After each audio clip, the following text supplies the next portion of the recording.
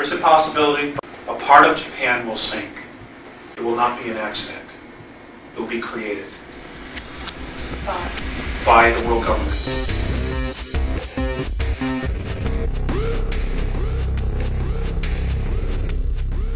It's no coincidence that the United States began building its own mysterious array of antennas in February 1992.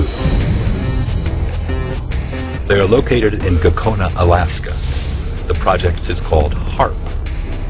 Haarp is the High-Frequency Active Auroral Research Project, originally a joint effort of the Air Force and Navy in cooperation with a number of academic institutions. It is today the world's largest radio broadcasting station, but it's not designed to broadcast for human ears. It uses unique patented ability to focus the energy coming out of the antenna field and injects that energy into a spot at the very top of the atmosphere in a region called the ionosphere. Haarp is comprised of 180 antennas, approximately 72 feet tall, linked together to function as one giant steerable antenna.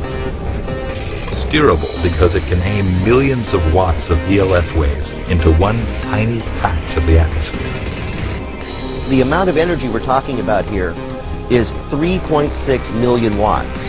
To give you an idea of what that is, the largest legal AM radio station in North America is 50,000 watts.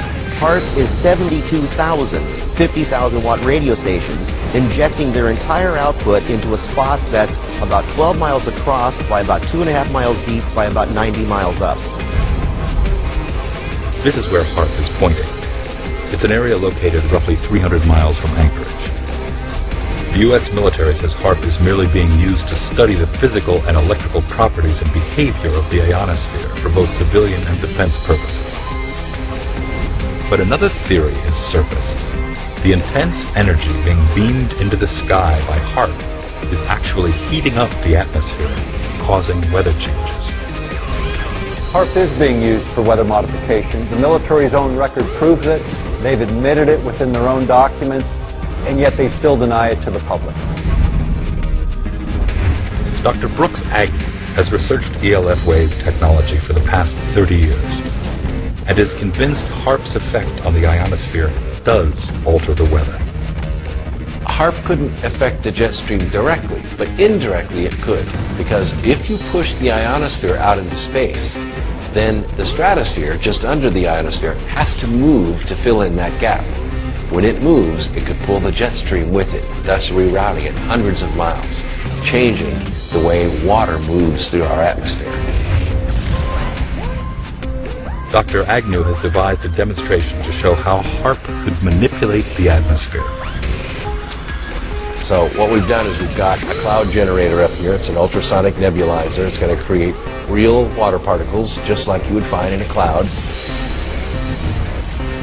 What we're seeing now is we're actually filling this chamber with microscopic water particles. You can see that it's almost completely filled with water vapor. It's beginning to condense a little bit on the sides, just so that you can see the detail. We've got a nice dense fog, just like you were sitting inside a cloud.